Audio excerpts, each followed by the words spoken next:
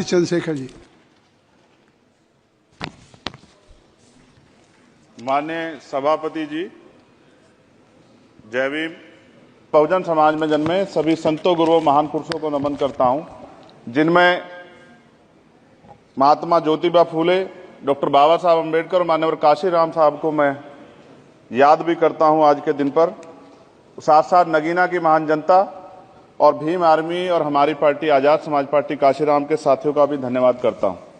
इसके बाद अपने कुल गुरु जगत गुरु सदगुरु रविदास जी महाराज को भी मैं नमन करता हूं, जिन्होंने दुनिया को लगभग 600 साल पहले बेगमपुरा शहर के रूप में दुनिया का सबसे महान लोकतांत्रिक दर्शन दिया।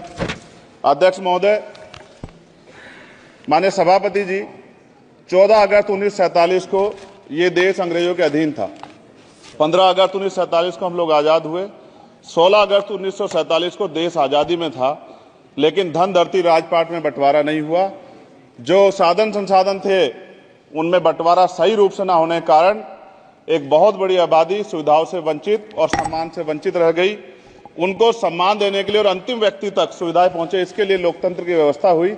लेकिन आजादी के 70 साल बाद भी हम कहां खड़े हैं, इस पर ये चिंता का विषय है। मैं मानता हूं कि सामाजिक न्याय तभी होगा माननीय सभापति जी, जब जातीय जनगणना पूरी होगी और जातीय जनगणना कराई जाएगी और साथ साथ संख्या के आधार पर आरक्षण जो है वंचित वर्गों का बढ़ाया जाएगा। उसके साथ साथ जब राष्ट्रपति जी अभिभाषण पर बात रख रही थी तो उन्होंने शहरी और ग्रामीण क्षेत्रों के विकास की बात कही और ये भी कहा कि दुनिया में सबसे उत्तम शहर हमारे यहाँ बने। लेकिन माननीय सभापति जी, 70% आबादी तो गांव में निवास करती है, तो गांव की आबादी के बारे में भी सोचना होगा कि उनका जीवन कैसे बदले।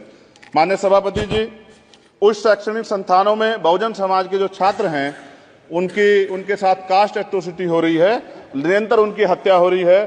साथ साथ जो सरकारी कर्मचारी हैं दफ्तरों में, उनके साथ भी जो SC ST OBC और मुस्लिम और अन्य धार्मिक अल्पसंख्यक है, उनके साथ भी माननीय सभापति जी जातिगत और धार्मिक जो है शोषण किया जा रहा है।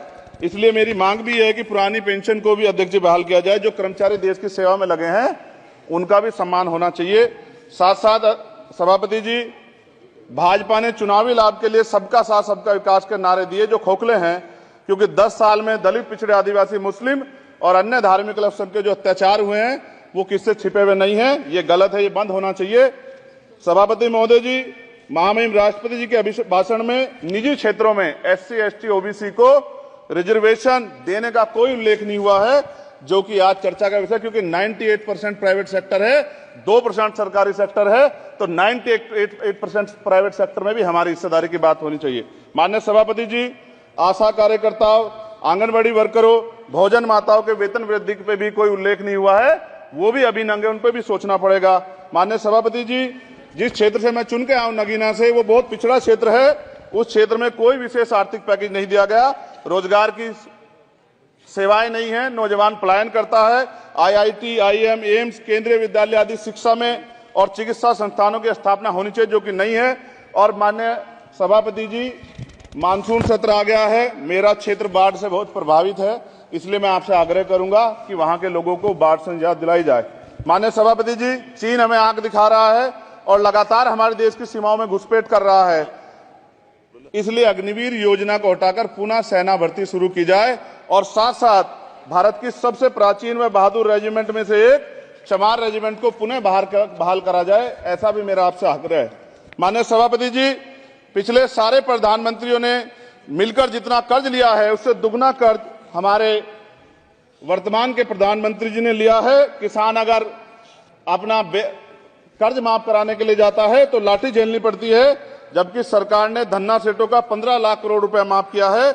इस ओर हमें ध्यान देना पड़ेगा, हमारी आने वाली पीढ़ियों को ये कर्ज चुकाना पड़ेगा। माननीय सभापति महोदय जी, किसानों को MSP की लीगल गारंटी तथा किसानों का कर्ज माफ होना चाहिए। साथ साथ 2 अप्रैल 2018 को SC ST के बच्चों पे बहुत बड़े पैमाने पे मुकदमे लगे थे, वो हमारी लड़ाई सही थी, ये सुप्रीम कोर्ट ने माना और बाद में सरकार ने माना, वो मुकदमे तुरंत वापिस होने चाहिए। माननीय सभापति जी, प्रेस जो है उस पर भी शिकंजा कसा जा रहा है। जो पत्रकार सरकार खिलाफ बोलता है नौकरी से हाथ धोना पड़ता है, और सोशल मीडिया हमारा हथियार है, उस पर तरह तरह के प्रतिबंध लगाए जा रहे हैं और विरोध करने वालों को सोशल मीडिया हैंडल भी सस्पेंड करा दिए जा रहे हैं। साथ साथ सभापति जी, पेपर लीक और परीक्षाओं के कैंसिल होने से देश के नौजवानों का भविष्य खतरे में है। नीट, यूपी सिपाही भर्ती सभापति जी और 69,000 शिक्षक भर्ती में आरक्षण घोटाला हुआ है, कोई पूछने वाला नहीं, खून के आंसू रो रहे हैं बच्चे, बेरोजगारी का दंश युवा झेल रहे हैं। इसलिए मेरा आग्रह है कि युवाओं के लिए कृपया समाप्त करें चंद्रशेखर। माननीय सभापति जी, मैं पहली बार बोल रहा हूं, आप कहेंगे मैं बैठ जाऊंगा, मैं आपकी बात, मैं संवैधानिक मर्यादा का पालन करूंगा, मगर हम तो माननीय सभापति जी सुन ही रहे हैं। आप बोलिए, 1 मिनट। धन्यवाद, धन्यवाद। 1 मिनट और बोलिए। अध्यक्ष सभापति जी, नारी सम्मान की बात करने वाली सरकार, हमने मणिपुर देखा सर, हमने पहलवान बेटियों का हर्ष देखा सर, और हमने सर हाथरस की बेटी का हर्ष देखा सर, और हाथरस के परिवार को जो वादा किया था सरकार ने वो भी पूरा नहीं किया। और महिलाओं में भी, स्पेशली दलित, पिछड़े और मुस्लिम वर्ग की, आदिवासी वर्ग की महिलाओं के साथ आज भी एनसीआरबी का डाटा कहता है सर, जो जुल्म हो रहा है वो सहनीय नहीं है सर। साथ साथ कोविड में तैरती, हमने कोविड में बहुत सुना सर, कोविड में तैरती लाशें भी गंगा में हमने देखी है सर, और मजदूरों का हाल भी हमने देखा है। सभापति जी, बस सब समाप्त कर रहा हूं। नोटबंदी पे छोटे मजले उद्योग की जो कमर टूटी वो भी हमने देखी है। सभापति जी, शैक्षणिक संस्थानों, विश्वविद्यालयों में, चिकित्सा संस्थानों में ओबीसी एसटी के योग्य अभ्यर्थी को एनएफएस करके जिस तरह निकाला जा रहा है, लेटरल एंट्री करके जिस तरह हमारे रास्ते बंद किए जा रहे, ये भी हम देख रहे हैं सभापति जी।